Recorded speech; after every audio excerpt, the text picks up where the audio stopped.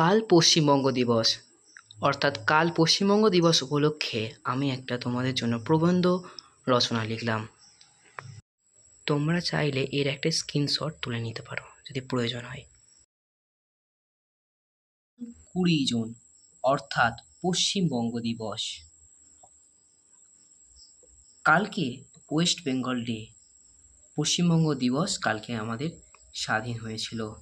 পশ্চিমবঙ্গ দিবস আমাদের রাজ্যের ইতিহাসে ও আত্মপরিচয়ে এক অত্যন্ত গুরুত্বপূর্ণ দিন। 20শে জুন এই দিনটি পশ্চিমবঙ্গ দিবস অর্থাৎ ওয়েস্ট বেঙ্গল ডে হিসাবে পালন করা হয়।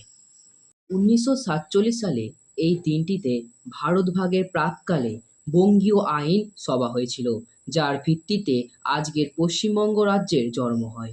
ঐতিহাসিক পটভূমি ও তাৎপর্য: 1947 সালে 20শে জুন বঙ্গীয় আইনসভা হিন্দু সংখ্যাগরিষ্ঠ বিধায়করা একত্রিত হয়ে সিদ্ধান্ত নেয় যে তারা ভারতের অংশ হিসাবে থাকবেন।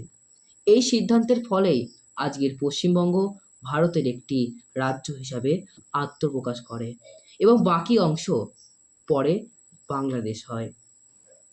এখানে কিন্তু শুধু হিন্দু সমাজই এই পশ্চিমবঙ্গকে টিকিয়ে রাখেননি, এখানে বিশেষজ্ঞ অনেক মুসলমান সমাজ, যারা কিনা মুসলমান নেতৃত্বগণ, যারা এই ভারতকে টিকিয়ে রেখেছে, ভারতের পশ্চিমবঙ্গকে টিকিয়ে রেখেছেন। পশ্চিমবঙ্গ দিবস আমাদের মনে করিয়ে দেয় যে এক বিশাল রাজনৈতিক ও সামাজিক লড়াই এরপর আমরা এই রাজ্যটি পেয়েছি।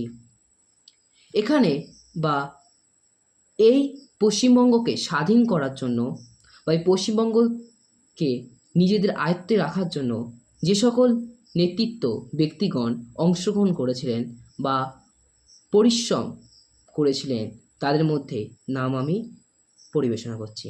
1. ডক্টর শ্যামাপ্রসাদ মুখোপাধ্যায়। 2. হোসেন শহীদ। 3. মাওলানা আব্দুল কালাম আজাদ। 4.